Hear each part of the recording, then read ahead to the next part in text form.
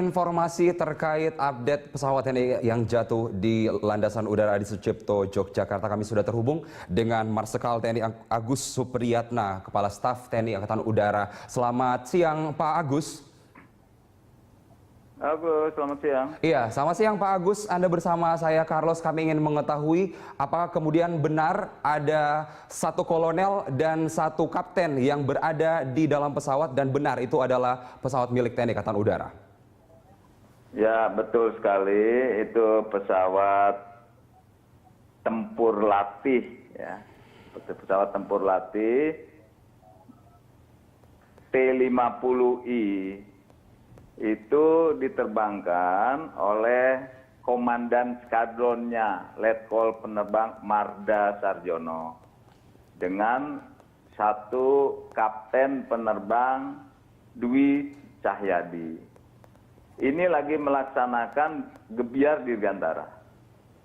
Gebiar dirgantara, penerbang ini jelas pengalaman. Nah, setiap penerbang tempur untuk melaksanakan solo aerobatik itu pasti melaksanakan di ketinggian yang rendah.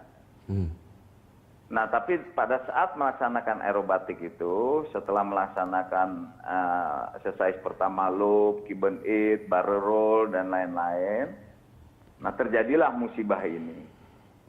Nah, musibah ini jatuhnya itu di komplek Akademi Angkatan Udara yang kebetulan memang setiap hari Minggu itu kan memang tidak ada taruna yang berlibur. Jadi posisinya itu biasanya pada saat pesawat itu melaksanakan aerobatik, itu segala sesuatu sudah dipersiapkan. Hanya inilah yang kita sedang selidiki. Kenapa sebabnya? Karena pesawat ini pesawat yang sangat mudah lah untuk kita melaksanakan untuk aerobatik. Memang ini pesawat ini disiapkan untuk tim aerobatik nantinya memang.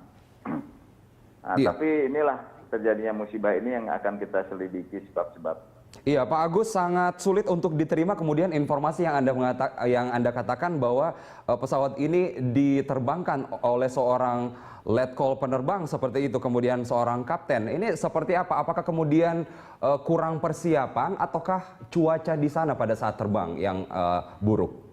Oh, tidak. Setiap penerbang itu kalau diberi tanggung jawab untuk melaksanakan solo aerobatik, itu pasti dipilih penerbang yang sudah berpengalaman. Makanya kenapa yang menerbangkan ini adalah seorang komandan skadronnya. Berarti kan udah ribuan jam dia udah punya pengalaman kan gitu. Iya, kami ingin mengupdate lagi Pak Agus untuk nama sendiri. Tadi kami kurang menyimak. Marsdia Laksono dan Kapten Dwi Cahyati, seperti itu. Letkol Penerbang Marda Sarjono. Marda Sarjono ya Pak? Dan Kapten Penerbang Dwi Cahyadi. Baik.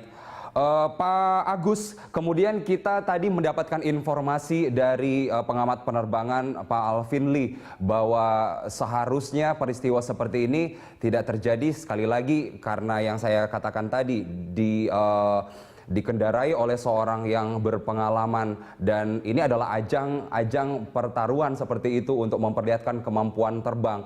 Sebenarnya persiapan step by step untuk penerbangan seperti ini seperti apa Pak Agus? Jadi begini ya, saya juga mantan penerbang tempur, mantan tim aerobatik. Baik. Itu namanya semua penerbang aerobatik itu pasti persiapannya tuh betul-betul.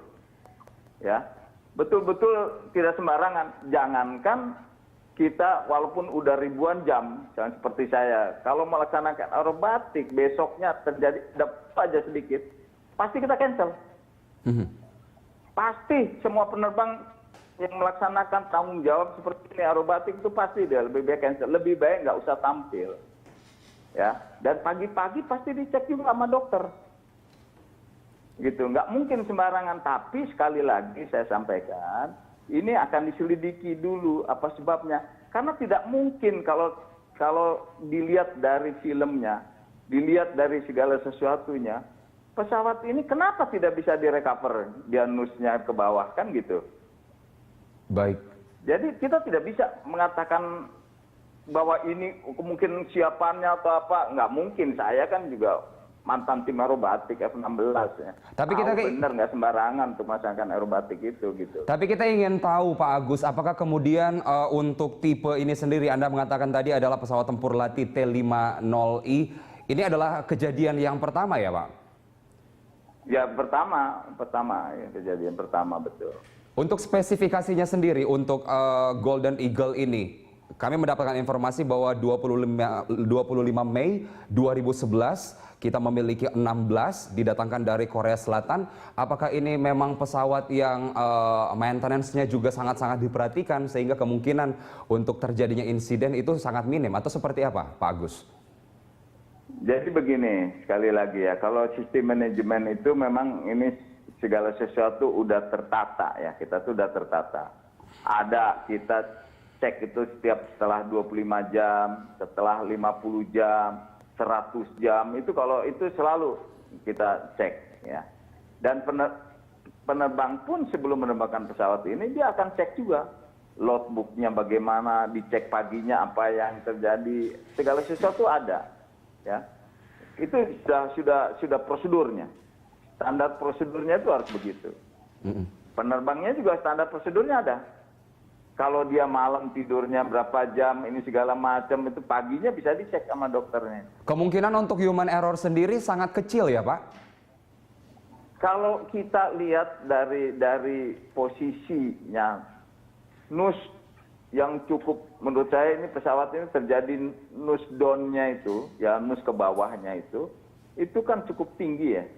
Tapi kenapa kita tidak bisa recover pesawat ini? Ya, tidak bisa terrecover pesawat ini. Padahal dia sudah melaksanakan exercise ini kan mulai dari kemarin-kemarin juga dia laksanakan kan gitu. Nah ini makanya dalam penyelidikan kita, kenapa ini kok bisa terjadi seperti ini gitu. Baik, Ya. Pak Agus, kami kita tidak bisa menentukan sekarang langsung human error, karena posisinya ini posisi pesawat ke atas, bagaimana dia mau melaksanakan aerobatik, bagaimana vertikal aerobatik, kok tiba-tiba nus ke bawah, itu dia tidak bisa recover. Nah ini lagi dalam penyelidikan. Jadi saya akan, sekarang juga sudah berangkat, ya Kepala Dinas Keselamatan Terbang itu udah berangkat ke sana segera, bantu para komandan lanut dan para penerbangnya di sana, segera dievaluasi, segera didiskusikan. Kenapa ini bisa terjadi? Lihat filmnya coba satu-satu seperti apa. Nah, itu yang sekarang lagi dilaksanakan. Iya, untuk proses itu sendiri kemudian adalah internal TNI Angkatan Udara sendiri. Tetapi kemudian kita ingin mengetahui bahwa Bandara Adi Sucipto Yogyakarta merupakan fasilitas publik juga, begitu Pak. Saat ini seperti apa? Apakah ada kemungkinan penutupan bandara untuk sementara waktu untuk proses evakuasi ini? Oh enggak begitu. Memang itu dekat dengan bandara. Setiap ada kejadian atau apa aja di sekitar bandara pasti stop dulu. Pasti di stop dulu evakuasi dulu bagaimana nih. Nah, begitu. Karena ini jatuhnya tidak di bandara. Kalau di bandara jelas pasti ada betul-betul di close lah penerbangan itu. Baik. Tapi kalau ini dievaluasi dulu karena ini jatuhnya di komplek Akademi Angkatan Udara ya, di dekat lapangan upacara di sana. Jadi dari bandaranya nggak terganggu. Kalau ininya tidak terganggu, tapi prosedurnya setiap ada kecelakaan sekitar bandara itu jelas harus dievaluasi dulu, ya kan?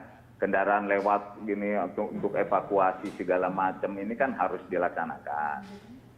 Jadi tidak bisa tetap langsung terbang semua, enggak, kita lihat yang evaluasi. Tetapi kemudian untuk acara gebiar penerbangan ini untuk sementara dihentikan ya Pak? Kalau gebiar jelas langsung stop, itu prosedur. Setiap ada kejadian sekecil apapun, setiap lagi melaksanakan apa saja, langsung stop. Gitu. Iya Pak Agus, kami mendapatkan gambar yang sebenarnya sangat-sangat bisa menjelaskan. Kami juga sementara ini sedang menayangkannya bahwa pesawat yang jatuh menukik sangat tajam langsung kemudian jatuh dan menghantam, kami tidak tahu menghantam tanah atau seperti apa, lalu kemudian kepulan asap yang sangat-sangat besar. Ini penilaian Anda sendiri, mungkin juga Pak Agus sudah mendapatkan video serupa ini, apa yang terjadi dengan pesawat ini Pak Agus? Nah ini kalau saya sebagai seorang penerbang, ini pada saat dia melaksanakan vertikal, pesawatnya vertikal naik ke atas, ini kan kalau dilihat ada putarannya juga, ada putaran pesawat ini terjadi perputaran. Ini ada perkiraan saya sebagai judgement seorang penerbang tempur. Ini pada saat di atas speednya kecil, ya speed kecil, mungkin terjadi